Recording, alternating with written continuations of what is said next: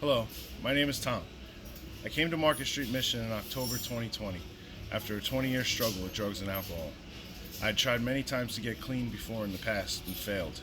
It wasn't until coming to Market Street Mission and accepting Jesus Christ as my personal Lord and Savior that I realized this time is going to be different.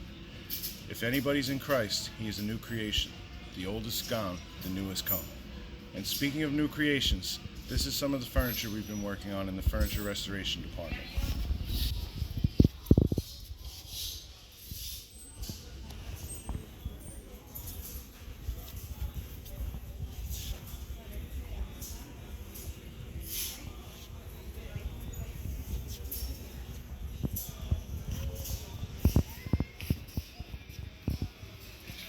We take old discarded furniture that nobody wants and we turn it into beautiful creations to glorify God and to support our community.